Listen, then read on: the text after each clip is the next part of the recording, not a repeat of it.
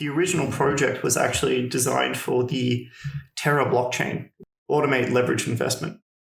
Did you hear about Juno? Yes, we did. We actually explored a potential integration with Juno. Is it profitable for you right now? We actually are currently taking no fees at the protocol. Who it's profitable for is the lenders.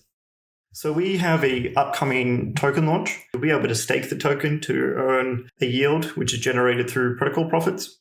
80% of the airdrop tokens that you send out will probably just get sold off, and only 20% of those users will actually come and use your protocol. So you're trying to find that 20%, which is going to be the most effective. I can't give you an exact date for the airdrop. I could say it's potentially a couple months away from now, so it's pretty soon. Can you introduce yourself? What are you doing in the Neptune? Sure. So my name is Keegan, and I'm one of the original founders of the Neptune Finance protocol. We've been building Neptune for more than a couple of years, and Neptune's been live on Injective mainnet since January of this year. And I've been involved with every step of the process, from product design to business development to fundraising. And it's been a pretty fun ride. I can tell you more about the history if you want to know that. Yeah, I would like to know how much money you have raised. So we've raised over $1 million across a couple different rounds.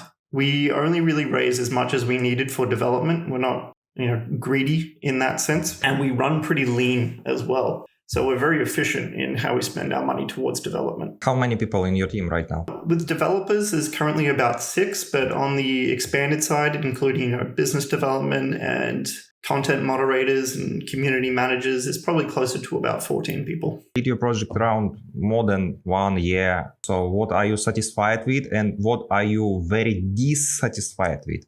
As in satisfied with the progress that we've made? To give some history in Neptune, we've been through some struggles because the original project was actually designed for the Terra blockchain, which a lot of DeFi users are familiar with, had its failures back in May of 2022. So Neptune originally was a project to automate leverage investment, and that was built on top of the Anchor protocol. So when Terra collapsed, Neptune didn't have a home anymore. So we're very proud in the aspect that we were able to survive that bear market, but more importantly, to redesign ourselves to become the money market that we are today, that filled a hole that was missing in the Cosmos ecosystem, and especially in the Injective blockchain as well. The two fundamentals of any DeFi platform is exchange and leverage. So we're very happy that we've been able to get to this point. I'm sorry, have you raised 1 million before collapse or after collapse? It was about half before and half after. So I just want to know, after collapsing or in the collapsing, did you hear about Juno, the blockchain Juno? Yes, we did. We actually explored a potential integration with Juno. When we lost our place in Terra, we connected to every potential blockchain team we could. We got well connected in that sense. We explored all Cosmos possibilities as well as EVM possibilities. In the end, we decided to stay with a Cosmos design and started building just Cosmos as agnostic, that we could stay with the Cosmos tech stack, because we just found Cosmosm and IBC just a superior technology. Yeah, I'm asking why I'm asking because one of the dev from Juno, he said, let's use our tokens and around $6 million to bring devs from Terra to the Juno, and we all voted for that, and no Terra devs coming for Cosmos. This money just disappear. That's why I'm asking. We did explore that option from Juno. It was on the table at the time we were exploring, and we knew the Loop team was one of the guys to accept that offer. And they brought over, I think, like 3 or 4 projects under the Loop banner at the time. But we were exploring kind of the user base in Juno, and we didn't really see what's the term I'm looking for? Why you have chosen Injective? We chose Injective because of the professional aspect that their team brings. Building a money market, there's a lot of risks that come with the design and performance of a money market. So we take that all very seriously, both on a development and design front, but as well on a business management front. So when we connected with the Injective team, we were most impressed by the approach that they bring towards decentralized finance. So it was really the connection between their team and ours that was very attractive. If it's so attractive, why do you think so not many projects on Injective right now building? Only you, maybe some DEXs, not too many, because they have Helix. This is very good DEX and perpetual trading, but actually you, maybe 1-2 projects, and that's all. There's still, a fight for developers in the Cosmos space. There's a lot of Cosmos L1s, and there's only so many developers, especially when it comes to DApps. And the collapse of Terra kind of saw all those developers spreading out and heading back towards EVM, where they found it a bit safer to go work on like Arbitrum or something like that. When it comes to Injective, one of the challenges is that it's a permissioned blockchain. So to upload your smart contract to mainnet, you have to go through governance. And that's a hurdle that some developers don't like to challenge themselves with. So when we saw Injective in the way that they had built their economics, especially around their liquidity on the chain in their order book exchange, we found it very attractive to be building alongside of that. I think another one of the challenges, like now that Neptune is here and protocols like Hydro Finance as well with their LSD, there is more fundamentals in place for other derivative type protocols to be coming along. So it's hard to convince yourself and your team to build on Injective when there was only so few protocols around, because you had exchange, but without leverage, what are the functionalities could you have, without an NFT market, without a LSD? But now that those things are here, it's a lot more attractive to build on Injective. So I do believe there will be more builders in time. So let's go back to the question about satisfied and dissatisfied. So what are you dissatisfied with after 1 year or 2 years of building Neptune? One of the challenges we've been through is there is a lot of different types of assets we want to list on Neptune, different types of collaterals, different types of lending assets and all that. And we've been building better infrastructure in our backend to be able to support them, because there is one aspect in being able to list them and having users being able to use it. There's a more important aspect in making sure that if there is ever a liquidation event, like a shock in the market that we saw recently, that Neptune can remain solvent, meaning that bad debt can be wiped out by collateral being seized and that debt being repaid. So that's been a big challenge in making sure that our backend is robust enough so that we can use all available liquidity sources on chain and outside of Injective as well, to be able to ensure that we can perform these liquidations in a timely manner. And I guess I've had some dissatisfaction with the speed at which we've been able to improve that. But currently, we are very close to having a better implementation. So we're about to start listing a bunch more different tokens because we're going to be able to support those liquidation routes and be able to introduce more third-party liquidators as well to support the solvency in Neptune. So the pace of that development has been a bit slow. What about TVL? Do you think that you're a little bit stuck with bringing more TVL because you reach around 11 or maybe 12 million, now around $7 or $8 million?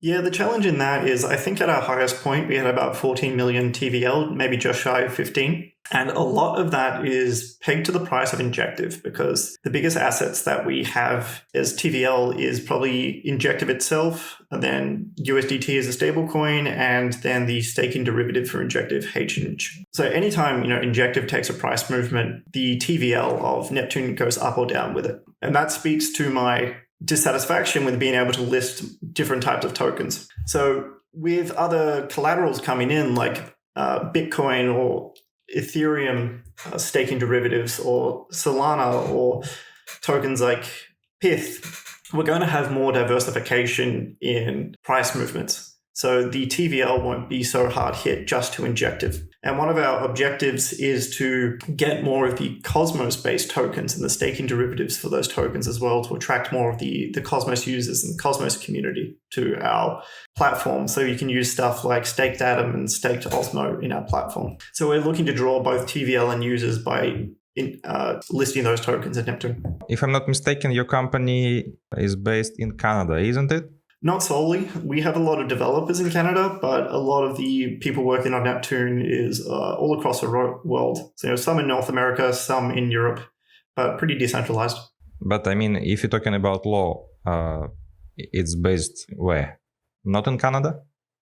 Officially? No, it's based in Panama. So, okay. Tell me more about the feature you called Innovative Neptune's PID controller system. Is it profitable for you right now? So to say that it's profitable for us right now, we actually are currently taking no fees at the protocol. Who it's profitable for is the lenders. So the PID controller is an innovation that we brought into our design as a money market. And the good working example that you could see is if you go on our platform right now and look at our USDT rates, the lending rate for USDT has been above 20% for some months now. And the reason it can get that high is because our PID controller is actually reshaping the curve that interest rates are measured against. So when our utilization is above our target point, which right now for USDT, it's I think about 80%, the curve will actually reshape upwards. So it makes it more expensive for borrowers, but with that sense, it makes it better for lenders to come in as well. So what the curve is doing, it's finding the market rate at which borrowers are happy to pay that interest rate, and then the lenders get to benefit from that. So the consequence of this design is that if you had the same utilization on any other money market that's not using our PID controller, lenders would only be getting about like a 4 or 5% return right now, and borrowers would be getting all the benefit because whatever strategy they're using, they're paying less. But Neptune borrowers right now are happy to pay about 30% because they have a strategy that beats that rate, and lenders are winning because of that. And it also works on the inverse. When there's more lenders than borrowers, borrow rates actually get incredibly cheap. So now it becomes attractive to start getting leverage on that asset. So the PID controller is constantly rebalancing the rates to make it more attractive for lenders and borrowers, and ultimately gives better rates for both parties. Understood. So who is your main client? Like people with a lot of money, or we are talking about retailers? Who is your main client? The main client is, there's two parties here. People who are looking for leverage. So people who think they can create a leverage strategy, which is going to return more than just holding their tokens. And the people who are just looking for a safe return on their tokens. So, with our stablecoin interest rates, it's really hard to beat our USDT rate and I think our USDC rate as well. They're both sitting around 20%. Maybe they're a bit down today. But, with USDT, it's been sitting over 20% for some time. There's not really anywhere in traditional finance and even DeFi to be able to get that consistent lending rate and do it in a safe manner where you can just deposit your tokens. So one of our clients is just the lenders who are looking for a steady interest rate on their tokens. And then the other client is obviously the borrowers. And it's more typically the people who have a lot of value in their collateral who are looking to get leverage against it. So, big Injective holders, big Ethereum holders, they're looking to park their tokens as collateral and then be able to borrow against it. And maybe they're using those borrow funds to make a purchase or to make another investment. Do you earn money when position liquidated? So the process of liquidation, I could go into detail with it, but the circumstance is if a user has bad debt, so we measure your account health. So if you have a borrow position, you have an account health metric. And if your account health ever goes below 1, your account is now subject to liquidation, which can be done partially or in full. So if you have bad account health, what happens is a liquidator will come in and seize your collateral at a slight discount to the market value, and then they will repay your debt. And the action of repaying your debt makes sure that the market is solvent so that lenders can withdraw all their funds. And then the liquidator gets to do whatever they want with the collateral at that point. They may loop it into their own strategy. They may cash it out immediately for profit. But that's essentially the full action. But platform doesn't earn money in this case, yeah? There is a liquidation fee that we have not turned on. Like I said, we haven't turned on any of our fees. So if there is liquidation events, there is a liquidation fee that is paid by the liquidator. And that's how the protocol would benefit. What are the upcoming features or improvements planned to use on your platform, and how do you plan to scale the project? So we have an upcoming token launch. And with the token comes a lot of new features. So a couple standard ones, which you're familiar with, you'll be able to stake the token to earn a yield, which is generated through protocol profits. That token staking will also allow you to participate in governance. The token also has built in some safety standards. So one of the features in Neptune, which is capable right now, is flash loans. But flash loans are whitelist gated. So if you want to access a flash loan, you have to be whitelisted. But once the token is live, you will be able to stake your token to get access to flash loans. And this will be done in tranches. So if you want to, flash loan $1,000, maybe you have to stake 100 Neptune. If you want to flash loan $100,000, you have to stake 10,000 Neptune. And the reason we did this is because flash loans have been abused in the past to take advantage of, hacks or exploits within a chain ecosystem. So this puts up a capital barrier to be able to access flash loans in that sense. With the token, you will also be able to get benefits in your leverage position. So you'll actually be able to increase your leverage by using your token as a secondary backstop. So it'll just give you a small boost to your account health. So that's best for borrowers. And that's a lot of the features around the token. But beyond that, how we're going to scale and expand is we have a lot more token listings coming up, which will be available to anyone who's on Injective to be able to lend or borrow with those tokens. But we're going to be taking advantage of the IBC technology, which has been built out by the Cosmos ecosystem, and it's been integrated into more and more chains like Solana and BSC from the EVM sides. And we're going to make it incredibly easy for people to get in and out of Neptune from any chain. So we're going to be building our front end to be more accessible by using IBC so that the user doesn't have to experience the activity of manually bridging assets between chains. Our front end will be able to handle all of that.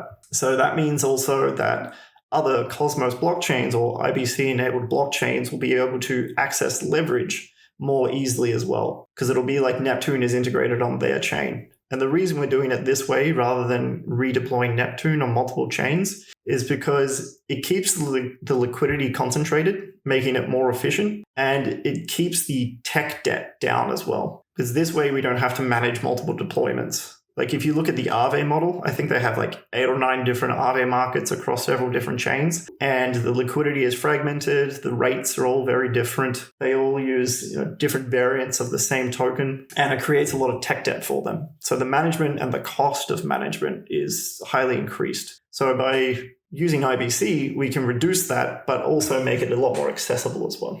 What is your favorite projects in Cosmos? With who you would like to collaborate more closely? I mean, I may be biased, but my favorite project definitely is the Injective on-chain order books. I love the efficiency that comes with having an order book built into the blockchain. It makes a lot of sense, the economics that they've created around their blockchain as well, in that the chain itself isn't trying to gain value by charging high fees like a lot of blockchains do. Instead, the fees are collected by the actions of the on-chain order book. And right now, Injective, I think, is collecting about $300,000 to $400,000 in fees every single week, which is being used to burn their token.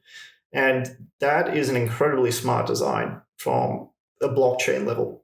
So they've done incredibly well to integrate an exchange into the chain while also being able to support a DeFi ecosystem and decentralization like other blockchains do. Other than that, I'm always interested in staking derivative platforms and what they have to offer and the different approaches they take to it as well. Do you know a project like Summarise, Quasar? Quasar I'm familiar with because they're more of a vault tech, and we've actually done a lot of development into vaults ourselves in previous designs. So like one of the things we're working towards with Neptune is being able to automate leverage into vaults. So basically being able to over leverage into a predefined investment strategy. So when I look at Quasar and what they're doing with their vault tech, I see like potential partnership where you would be able to use Neptune leverage to get into like a Quasar vault and maximize your return because now you have leverage on top of a vault. But that has to be designed sensibly. You got to be safe with leverage when it comes to these things. One of my users is asking, he has a problem with USDT transferring.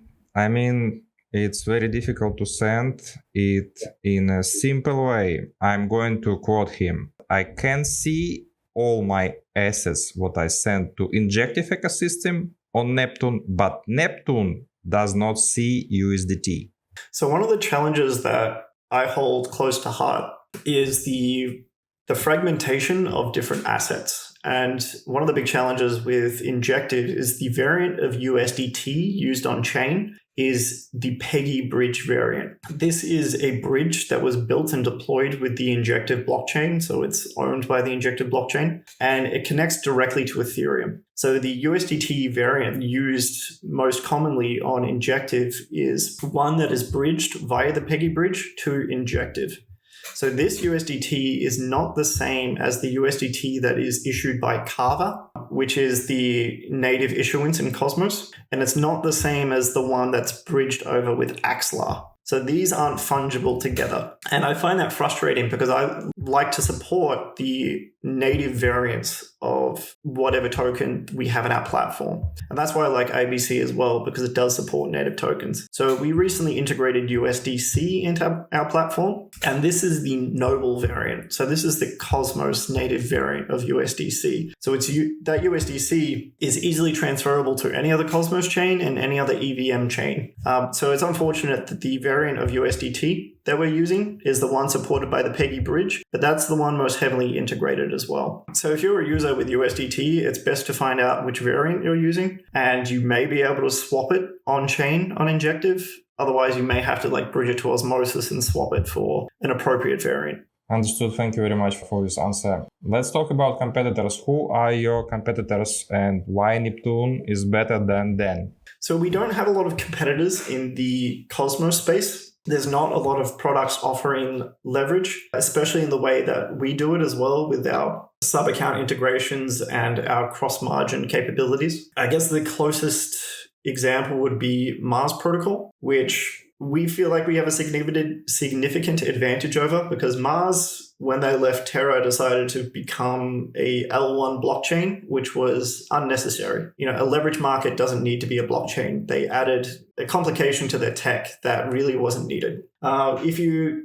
zoom out of Cosmos, you're kind of looking at any other leverage market. Like the big guys are Aave and Compound and Solend on Solana or MarginFi. The advantage that we have is the innovation in our PID controllers. So if you compare on average Neptune rates to any other money market rate available, Neptune rates are going to be better on average for both the lenders and the borrowers. And we see this as a fundamental, in the economics of everything, it all comes down to who offers the best rate. Our features are on par, if not better, with a lot of these other protocols. Our downfall right now is that we just have fewer tokens listed, and we'll be improving this shortly. But fundamentally, I think our tech is better than most of these guys. For example, I have $1,000, and I come to your project, put it in supply, and start earn some interest. What is going on with this money? Can you explain me like I'm 5? Sure thing. So you've come to Neptune with $1,000 and you've deposited it as a lending asset. So just like you would with a traditional bank, you've put your money into the bank and the bank has promised you an interest rate.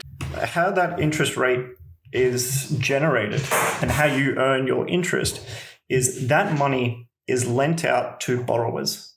So someone borrows your $1,000 and they pay a borrow interest rate to do that.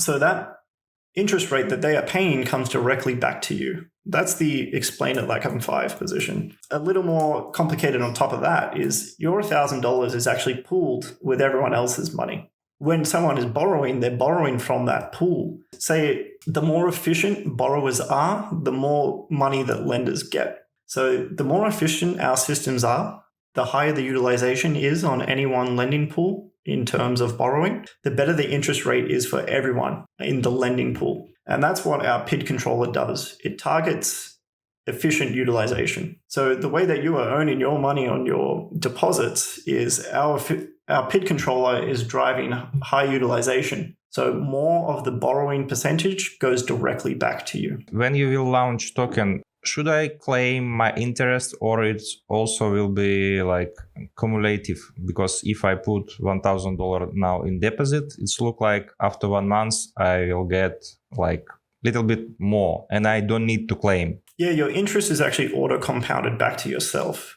Actually, when you deposit into Neptune, you receive a receipt token. So if you deposit USDT, you will receive a NUSDT token directly to your wallet during that deposit action. And that receipt token appreciates in value over time based on the interest rate of that lending asset.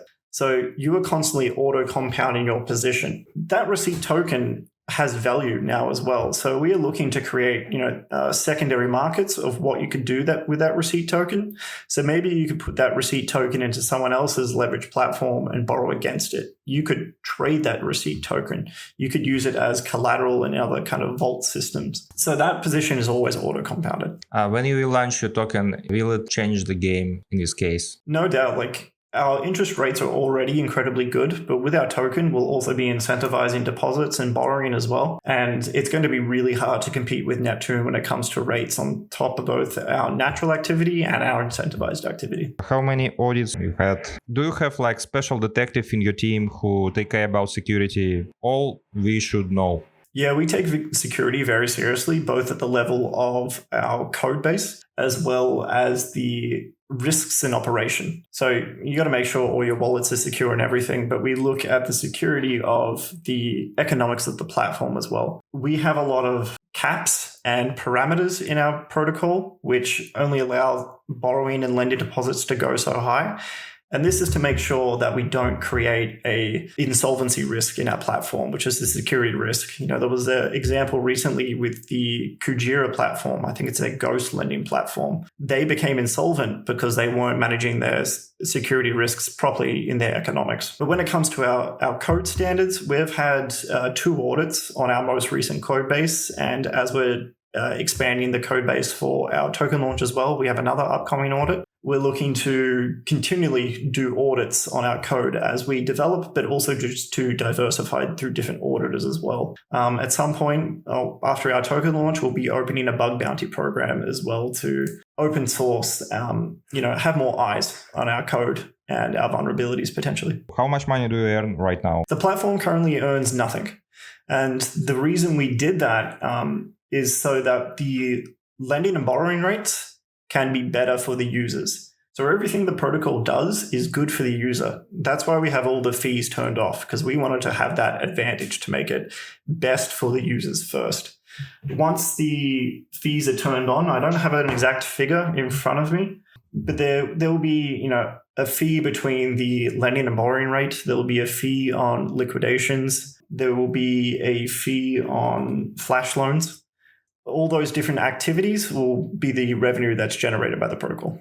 Where can I check detailed statistic on Neptune? For example, how many people visit Neptune every day? And do you have a stat page, or if not, when you will do it? Right now, we are running a leaderboard.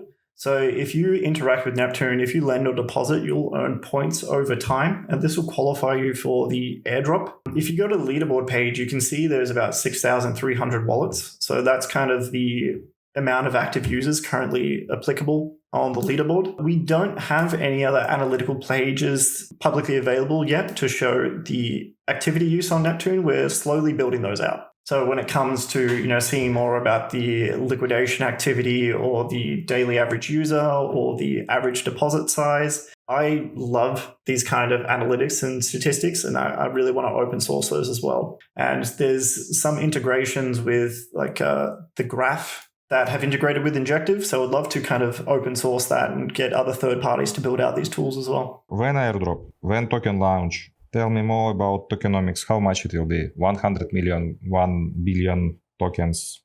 Tell me more about point system. I can't give you an exact date for the airdrop. I could say it's potentially a couple months away from now, so it's pretty soon. And if you want to qualify for the airdrop as a user, there's 2 ways that you could do it. You could delegate your Injective stake to our validator, which is the Neptune Foundation validator, and that will qualify you for the airdrop. But you could get a bigger size airdrop if you qualify on the leaderboard. And the way that you can do that is you can lend or borrow in the Neptune protocol. If you go to the leaderboard page on our application, there's a scoring system if you scroll down, and you can see that for, on average, any asset, for every dollar that you lend, you get 1 point every 2 hours. If you borrow, you get 5 points every 2 hours. So the multiplier for borrowing is a lot higher than the score multiplier for lending. And the reason for that is because borrowing activity drives all the rates in our platform. So if you really want to rank up on our leaderboard, come to Neptune and start borrowing assets. And this will qualify you for a larger airdrop. If we're talking about qualification, it should be from first place to 3,000 place, or if I little bit use your platform, but my points not so high, I still will be qualified. Yes, it doesn't matter how low your score is, you will be qualified for an airdrop. So everyone who's on the leaderboard will be able to claim their Neptune airdrop. So let's talk about tokenomics. If you would like to spend 10% for airdrop, why 10%? Why not 15? Why not 20? Just tell me your vision, why you choose this number. Total amount of Neptune tokens will be 20 million. And this is comparatively a low number compared to a lot of other projects who issue, anywhere between 1 to 10 billion tokens. And the reason we did this is we don't like the psychology behind making a token look really cheap. So if you launch 10 billion tokens, then every token is going to be worth 5 cents maybe. And that's done to make people think that the token is good value because it's so cheap right now and it could go to $5, $500. And that works in some sense, but it's also been overdone. So that's why we kept the token supply small, to make it more realistic to the actual value that the token is worth. When we launch our token, we'll be doing an airdrop, like I've said, to several different qualifying groups, and we're looking to launch between 10 to 15% of the token supply. The reason we're doing that amount is to be able to seed a large enough circulating supply and get it into as many hands as possible to seed the community and awareness for the project, and to get a reasonable amount of the tokens out so that any new inflation which comes through incentives is not as dilutive as it could be. Because if you only released 3 to 5% of your token supply and then you started pumping out really high incentives, then the original token supply would start getting diluted very quickly. So the more tokens you get out earlier, the less inflation has an impact on the overall price and dilution of the tokens. So to get out 10 to 15% is pretty reasonable, while locking up a significant amount into the community funds, which is to be used for incentives and continued development and bug bounties and third-party funding, all these other aspects. There's also an allocation going towards the Neptune Foundation, which will be doing a lot of activity in the background to get other developers involved with the Neptune protocol and find other business strategies and how they can use the token as well, and being able to get that token into other ecosystems and other blockchains. If you're talking about airdrop also, I have 100 Injective. 50 I stake on Neptune and 50 I stake for Black Panther. I also like the project. Will I qualify only for staking to you, or my 50 Injective for Black Panther also will be qualified for airdrop? At this point in time, only the 50 that you've staked to Neptune qualify towards that.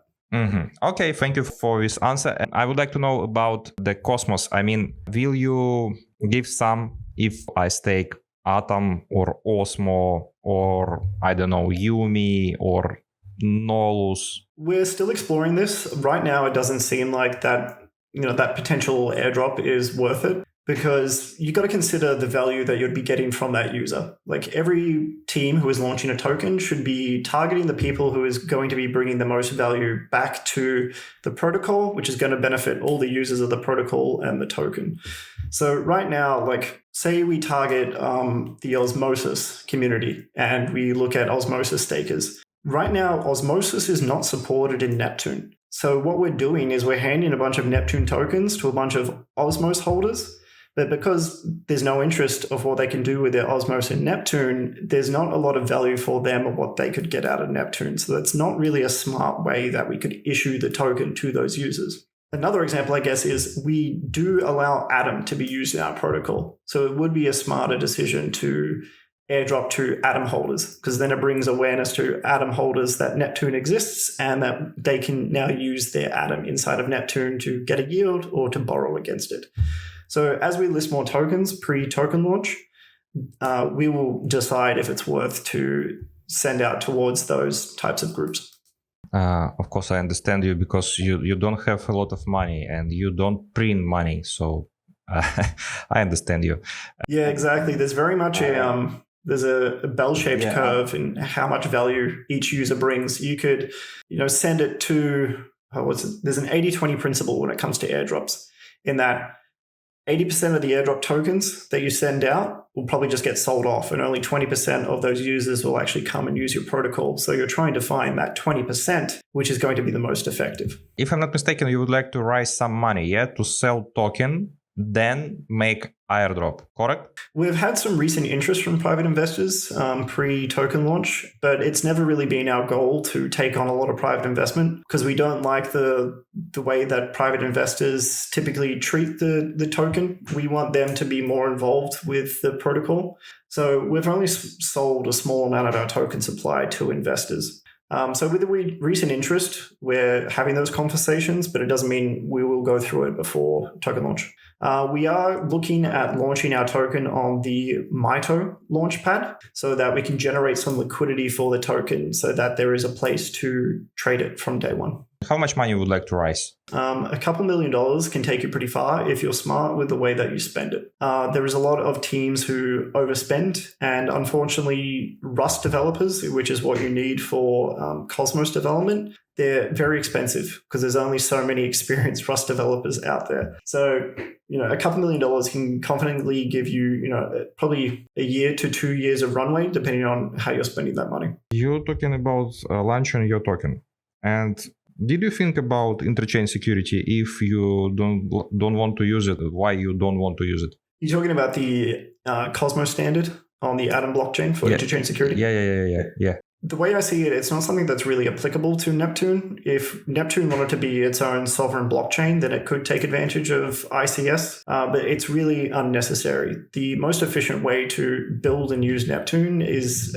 relying on someone else's infrastructure that already exists. And that's why we're with Injective, because we're really impressed by the infrastructure. Doing that really reduces the cost of our development and the cost of our management as well. So all we have to do is kind of develop the smart contracts and deploy it on the pre-existing infrastructure, which is the Injective blockchain, compared to having to learn how to deploy and maintain and build our own blockchain, which comes with new challenges of governance and interchain governance and a different type of tokenomics as well. And it really just didn't fit the Neptune model. How do you use Neptune for yourself? What feature do you use most of the time?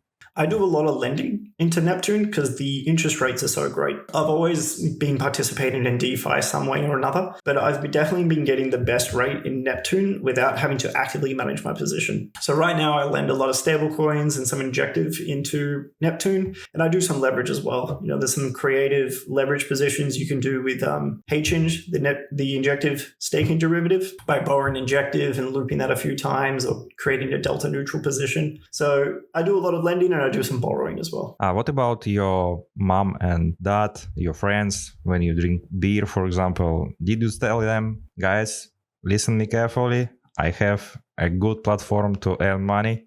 Did you do it? That's a pretty fun question. No, I don't do that. I've always think it's smart.